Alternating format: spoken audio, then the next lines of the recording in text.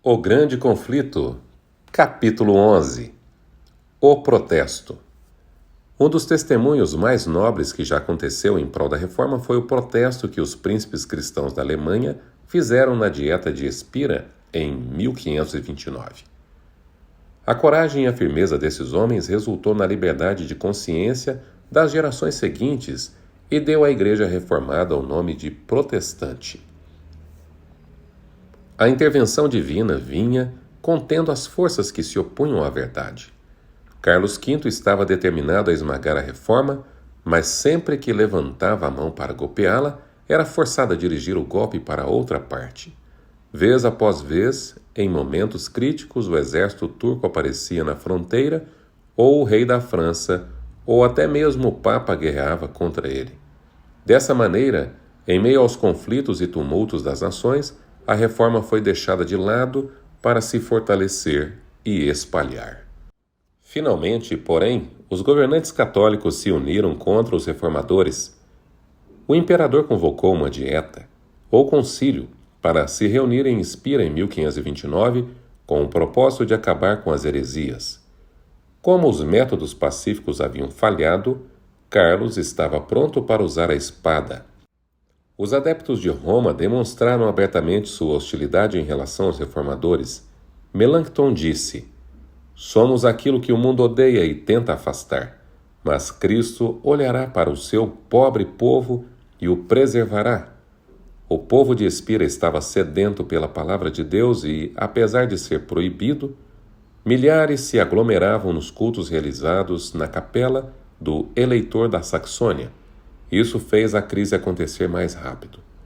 A tolerância religiosa já tinha sido estabelecida por lei, e os estados nos quais a reforma era forte resolveram se opor a qualquer restrição de seus direitos. No lugar de Lutero estavam seus cooperadores e os príncipes que Deus havia levantado para defender sua causa. Frederico da Saxônia havia morrido, mas o duque João, seu sucessor, havia recebido a reforma com alegria e demonstrava grande coragem. Os padres exigiam que os estados que haviam aceitado a reforma se sujeitassem à jurisdição de Roma.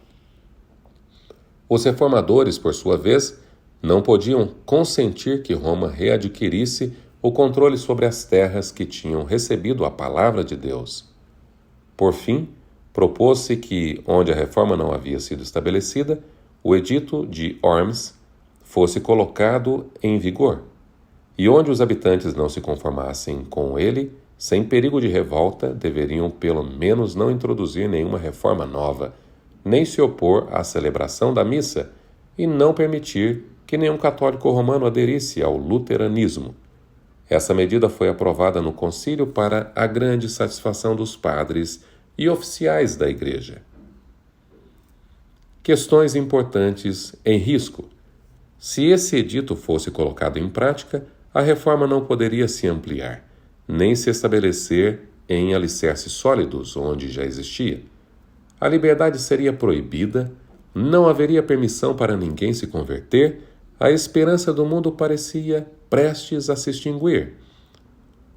Os evangélicos olhavam uns para os outros com grande desânimo. O que podemos fazer? Os líderes da reforma devem se sujeitar e aceitar o edito? Os príncipes luteranos receberam a garantia de livre exercício de sua religião. O mesmo privilégio foi estendido a todos os seus súditos que haviam aceitado os pontos de vista reformados antes da aprovação do edito. Isso não deveria satisfazê-los? Felizmente, eles olhavam para o princípio sobre o qual esse acordo se baseava e agiram pela fé. Qual era o princípio? Era o direito de Roma de forçar a consciência e proibir o livre estudo. Mas eles e seus súditos protestantes não desfrutariam liberdade religiosa? Sim, mas como? Um favor especialmente concedido no acordo, não como direito. Se aceitassem o arranjo proposto, estariam praticamente admitindo que a liberdade religiosa deveria ser confinar a Saxônia reformada. E para o restante da cristandade, o livre estudo da Bíblia e a profissão de fé reformada seriam crimes punidos com a masmorra e a fogueira. Consentiriam em restringir a liberdade religiosa a determinados locais? Os reformadores seriam capazes de afirmar que eram inocentes em relação ao sangue de centenas e milhares que precisariam abrir mão da própria vida em terras católicas em decorrência do acordo? Rejeitemos este decreto, disseram os príncipes. Em questões de consciência, a maioria não tem poder. Proteger a liberdade de consciência é dever do Estado. E esse é o limite das autoridades em questões religiosas. Os governantes católicos se determinaram a acabar com aquilo que chamaram de ousada obstinação. Os representantes das cidades livres foram solicitados a declarar se aceitavam os termos da proposta. Eles pediam um adiamento, mas este lhes foi recusado. Quase metade se posicionou ao lado dos reformadores, sabendo que essa decisão os marcava para condenação e perseguição futura. Um deles disse: ou negamos a palavra de Deus, ou seremos queimados. O nobre posicionamento dos príncipes. O rei Fernando, representante do imperador, tentou a arte da persuasão. Implorou aos príncipes que aceitassem o decreto, garantindo-lhes que o imperador ficaria muito satisfeito com eles. Mas aqueles homens fiéis responderam com toda calma: obedeceremos ao imperador em tudo que possa contribuir para a manutenção da paz e a honra de Deus. O rei finalmente anunciou que a única opção que lhes restava era se sujeitar à maioria. Depois de dizer isso, deixou o ambiente sem dar aos reformadores nenhuma oportunidade de réplica. Eles enviaram representantes implorando ao rei que voltasse. Este respondeu apenas: está definido. A submissão é a única alternativa. O partido imperial acreditava presunçosamente que a causa do imperador e do papa era forte, ao passo que a posição dos reformadores era fraca. Se os reformadores dependessem somente do auxílio humano, de fato seriam tão impotentes quanto o lado católico supunha. Mas eles apelaram do relatório da Dieta, concílio, para a palavra de Deus, e do imperador Carlos para Jesus Cristo, Rei dos Reis e Senhor dos Senhores. Como Fernando havia se recusado a honrar as convicções da consciência deles, os príncipes decidiram não permitir que sua ausência os detivesse. Em vez disso, levaram o protesto imediatamente para o Concílio Nacional. Elaboraram uma declaração solene e a apresentaram para a Dieta. Protestamos por meio destas palavras que, para nós e para nosso povo, nem consentimos, nem aceitamos de maneira nenhuma o decreto proposto em tudo aquilo que é contrário a Deus, a sua palavra, ao direito de nossa consciência e à salvação de nossa alma. Por esse motivo, rejeitamos o jugo que nos é imposto. Ao mesmo tempo, esperamos que Sua Majestade Imperial se comporte em relação a nós como um príncipe cristão que ama a Deus acima de todas as coisas. E nos declaramos prontos para oferecer a Ele, bem como a vocês, graciosos nobres, todo o afeto e toda a obediência que correspondem ao nosso justo e legítimo dever. A maioria ficou espantada e alarmada pela ousadia dos protestantes. Dissensão, guerra e derramamento de sangue pareciam inevitáveis. Apesar disso, os reformadores, confiando no braço onipotente de Deus, estavam cheios de coragem e firmeza. Os princípios contidos neste celebrado protesto constituem a própria essência do protestantismo. O protestantismo coloca o poder da consciência acima do governo e a autoridade da palavra acima da igreja visível. Diz: assim como os profetas e apóstolos, é preciso obedecer antes a Deus do que aos homens. Atos 5:29. Na presença da coroa de Carlos V, ele exalta a coroa de Jesus Cristo. O protesto de Espira foi um testemunho solene contra a intolerância religiosa e uma declaração do direito de todas as pessoas adorarem a Deus de acordo com a própria consciência. A experiência desses nobres reformadores contém uma lição para todas as eras que viriam. Satanás continua se opondo às Escrituras como guia para a vida. As pessoas de nosso tempo necessitam retornar ao grande princípio protestante, a Bíblia, e a Bíblia somente como regra de fé e do dever. Satanás ainda trabalha para destruir a liberdade religiosa. O poder anticristão que os protestantes de Espira rejeitaram agora procura restabelecer sua supremacia perdida. A Dieta de Augsburgo.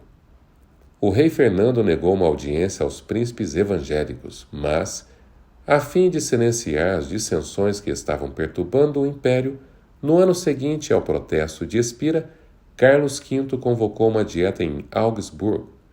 Ele anunciou que tinha a intenção de presidi-la pessoalmente e convocou os líderes protestantes. Os conselheiros do eleitor da Saxônia insistiram para que ele não comparecesse à dieta. Não é o mesmo que arriscar tudo se fechar dentro dos muros de uma cidade com um inimigo poderoso? Mas outros declararam nobremente que os príncipes tão somente se portem com coragem e a causa de Deus será salva. Deus é fiel, ele não nos abandonará, disse Lutero. O eleitor começou a jornada para Augsburgo. Muitos prosseguiram com o rosto triste e o coração perturbado. Mas Lutero, que acompanhou até Coburgo, reavivou sua fé cantando o hino que escreveu naquela viagem: Castelo forte é nosso Deus. Muitos corações pesados já sentiram alívio ao som desse cântico inspirador. Os príncipes reformados haviam decidido apresentar uma declaração de seus pontos de vista com evidências extraídas das Escrituras. Confiaram a tarefa de prepará-la a Lutero, Melanchthon e seus companheiros. Os protestantes aceitaram a confissão e se reuniram para assinar o nome no documento. Os reformadores tomaram o cuidado de não misturar sua causa a questões políticas. Quando os príncipes cristãos foram adiante para assinar a confissão, Melanchthon objetou dizendo: são os teólogos e ministros que devem propor essas coisas. Reservemos a autoridade dos poderosos da terra para outras questões. João da Saxônia respondeu: Deus não permita que me excluas. Estou resolvido a fazer o que é direito sem me incomodar com minha coroa. Quero confessar o Senhor. Meu chapéu eleitoral e meu arminho não me são tão preciosos quanto a cruz de Jesus Cristo. Outro príncipe disse, ao pegar a pena: se a honra do meu Senhor Jesus Cristo assim o solicitar, estou pronto para deixar meus bens e a minha vida para trás. Prefiro renunciar os meus súditos e as minhas terras e até o país de meus pais apenas com uma vara na mão, continuou, a aceitar qualquer outra doutrina além da que está contida na confissão. Chegou o momento designado. Carlos V, cercado pelos eleitores e príncipes, separou tempo para ouvir os reformadores protestantes. Naquela elevada assembleia formal, os reformadores apresentaram com clareza as verdades do Evangelho e apontaram os erros da Igreja Católica. A ocasião foi chamada de o maior dia da Reforma e um dos mais gloriosos da história do cristianismo e da humanidade. Lutero havia se apresentado sozinho em Worms. Agora, em seu lugar, estavam os príncipes mais poderosos do império. Ele escreveu: sinto uma alegria que não cabe em mim por ter vivido até esta hora, a fim de ver Cristo publicamente exaltado por fiéis tão ilustres em uma assembleia sobremodo gloriosa. Aquilo que o imperador havia proibido que se pregasse no púlpito foi proclamado no palácio. O que muitos consideravam inapropriado até mesmo para os servos ouvirem foi escutado com estupefação pelos mestres e senhores do império. Príncipes coroados eram pregadores e o sermão foi a verdade real de Deus. Desde a era apostólica nunca houve uma obra maior ou uma confissão mais magnífica. Um dos princípios que Lutero defendia com maior firmeza era que ninguém deveria lançar mão do poder secular em apoio à reforma. Ele se alegrou porque os príncipes do império confessaram o Evangelho, mas, quando estes propuseram uma união em aliança defensiva, o reformador declarou que a doutrina do Evangelho deveria ser defendida apenas por Deus. De acordo com o ponto de vista de Lutero, Todas as preocupações políticas sugeridas tinham origem em temores inapropriados e na desconfiança pecaminosa. Posteriormente, ao se refletir a liga que os príncipes reformadores haviam sugerido, Lutero afirmou que a única arma naquele conflito deveria ser a espada do Espírito. Escreveu para o eleitor da Saxônia: nossa consciência não pode aprovar a aliança proposta. A cruz de Cristo deve ser carregada. Que Sua Alteza não tema. Ainda faremos mais por meio de nossas orações do que todos os nossos inimigos são capazes de fazer com suas vanglórias. Do local secreto de oração vinha o poder que abalou o mundo da Reforma. Em Augsburgo, Lutero não passava um dia sem dedicar no mínimo 3 horas à oração. Na privacidade de seu quarto, ele era ouvido derramando a alma perante Deus em palavras cheias de adoração, temor e esperança. Para Melanchthon, escreveu: se a causa é injusta, abandone-a. Se a causa é justa, por que se desonrar as promessas daquele que nos manda dormir sem medo? Os reformadores protestantes edificaram sobre Cristo. As portas do inferno não conseguiriam prevalecer contra eles. O fim do capítulo 11 do Grande Conflito.